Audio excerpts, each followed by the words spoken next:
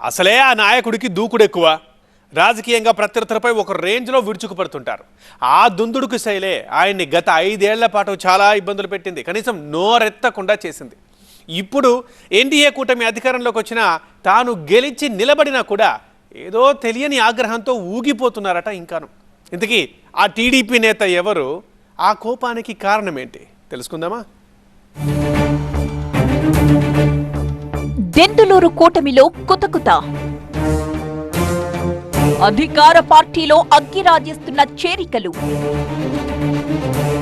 చింతమనేని చిరాకుకు వాళ్ల రాకే కారణమా? ప్రత్యర్థులపై ప్రభాకర్ పంజా విసురుతున్నారా? ఏపీ రాజకీయాల్లో దేక్లెంగే అన్నట్టుగా ఉండే నియోజకవర్గాల్లో దెందులూరు టాప్ లిస్టులో చోటు సంపాదించుకుంటోంది. దీనికి కారణం అక్కడి పాలిటిక్స్ ఎప్పటికప్పుడు పొగలు కక్కుతుండడమే.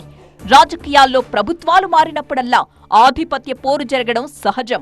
అది ఇక్కడ కాస్త ఎక్కువైంది. వైసీపీ సర్కారొచ్చాక గత 5 ఏళ్లలో తమను కేసులతో హింసించారంటూ టీడీపీ నేతలు వాపోయిన సందర్భాలు అనేకం. ఉమ్మడి పశ్చిమ గోదావరి జిల్లాలో అలాంటి తరహా వాతావరణం దెందులూరులోనే ఎక్కువగా కనిపించిందన్నది తెలుగు తమ్ముళ్లు చెప్పే మాట. 2014లో గెలిచిన ఎమ్మెల్యే చింతమనేని ప్రభాకర్ 2019లో ఓడిపోయాక 5 ఏళ్ల పాటు రాజకీయంగా తీవ్ర ఇబ్బందులు ఎదుర్కొన్నారు. ఎన్నో కేసులు ఎదుర్కొన్నారు. జైలుకు సైతం వెళ్లారు. ఎన్నికలకు ఏడాది కాలం ముందు టీడీపీ వైసీపీ నేతల మధ్య పోరు తారాస్థాయికి చేరిపోయింది. ఇదంతా 100 రోజుల క్రితం మాట. దెందులూరులో 3వ ఎమ్మెల్యేగా చింతమనేని గెలవడంతో వైసీపీ నీరుగారిపోయింది. ఫ్యాన్ పార్టీ శ్రేణులన్నీ కామైపోయాయి. మాజీ అయిపోయిన అబ్బయ్య చౌదరి సైతం పలు కేసుల్లో ముందస్తు బెయిల్ తీసుకుని సైలెంట్ గా ఉండిపోయారు. అయితే వైసీపీ ఘోర ఓటమితో ఆ పార్టీకి చెందిన నేతలు టీడీపీలోకి క్యూ కడుతున్నారు. ఇప్పుడిదే అంశం దెందులూరులో చింతమనేని వర్గానికి చికాకు తెప్పిస్తోందట. ఇన్నాళ్లు తిట్టిపోసిన వాళ్లను, తమను ఇబ్బంది పెట్టిన వాళ్లను ఎలా హక్కును చేర్చుకోవాలి అంటూ తీవ్రంగా మదనపడిపోతోందట. ఈ విషయంలో ఎమ్మెల్యే చింతమనేని సైతం చాలా సీరియస్ గా ఉన్నట్టు తెలుస్తోంది. ప్రధానంగా ఉమ్మడి జిల్లా పరిషత్ చైర్పర్సన్ గంటా పద్మశ్రీ, ఆమె భర్త ఏలూరు జిల్లా బీసీసీఎల్ అధ్యక్షుడు ప్రసాద్ వైసీపీకి రాజీనామా చేశారు. తాజాగా ప్రసాద్ టీడీపీ కండువా కప్పుకోగా త్వరలోనే పద్మశ్రీ సైతం సైకిలెక్కడానికి సిద్ధమవుతున్నారట. దీంతో చింతమనేని వర్గీయులు తీవ్ర అసంతృప్తిలో ఉన్నారని టాక్ నడుస్తోంది. కాంగ్రెస్ నుంచి వైసీపీలో చేరి రాజకీయంగా అంచెలంచెలుగా ఎదిగిన గంటా ప్రసాద్ ఇప్పుడా పార్టీ ఓడిపోవడంతో టీడీపీలోకొచ్చారు. అయితే వైసీపీకి రాజీనామా చేసిన రోజున జనసేనలో చేరబోతున్నట్టుగా ప్రకటించారు గంటా ప్రసాద్ దంపతులు. కానీ ఉన్నట్టుండి టీడీపీలో చేరడం పొలిటికల్ గా కొత్త రచ్చకు కారణమైంది. గతంలో వైసీపీ అధికారంలో ఉండగా చింతమనేని టార్గెట్ గా తీవ్ర విమర్శలు చేసిన గంటా ప్రసాద్ ని టీడీపీలోకి తీసుకోవడం పట్ల తెలుగు తమ్ముళ్లు తీవ్ర ఆగ్రహం వ్యక్తం చేస్తున్నారట.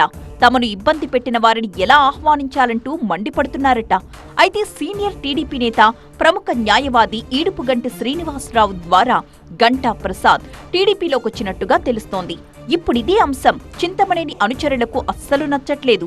ఒకప్పుడు చింతమనేనికి అన్నీ తానై ముందుకు నడిపిన ఈడుపుగంటి ఇటీవల ఎన్నికల్లో ప్రభాకర్ ని ఇబ్బంది పెట్టేలా దెందులూరు టికెట్ ఆశించడం పట్ల ఎమ్మెల్యే అనుచరులు ఆగ్రహంతో ఉన్నారట.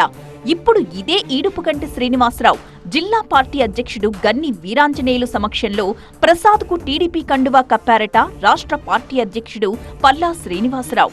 దీంతో ఈ అంశంలో చిటపటలాడిపోతోంది చింతమనేని వర్గం. నిజానికి గంటా ప్రసాద్ ని పార్టీలోకి తీసుకురావడానికి ఉమ్మడి పశ్చిమ జిల్లాకు చెందిన మంత్రి ప్రయత్నం చేశారట. అలా చేస్తే జడ్పీ పీఠం టీడీపీ ఖాతాలోకొస్తుందని భావించారట.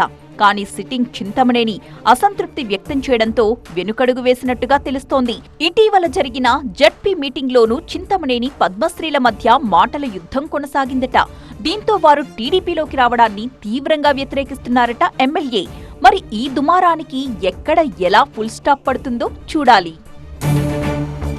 చేరికల దుమారం అలా ఉంటే 3వ దఫా ఎమ్మెల్యేగా విజయం సాధించిన చింతమనేని కక్ష సాధింపు రాజకీయాలు చేస్తున్నారన్న ప్రచారం జరుగుతోంది. ప్రత్యర్థులపై చిన్న చిన్న కేసులు పెట్టిస్తూ ఇబ్బంది పెడుతున్నారట. మాజీ ఎమ్మెల్యే అబ్బయ్య చౌదరి ముందస్తు బెయిల్ తీసుకుని సైలెంట్ గా ఉన్నప్పటికీ ఆయన సపోర్టర్స్ ని చింతమనేని ఇబ్బంది పెడుతున్నారట.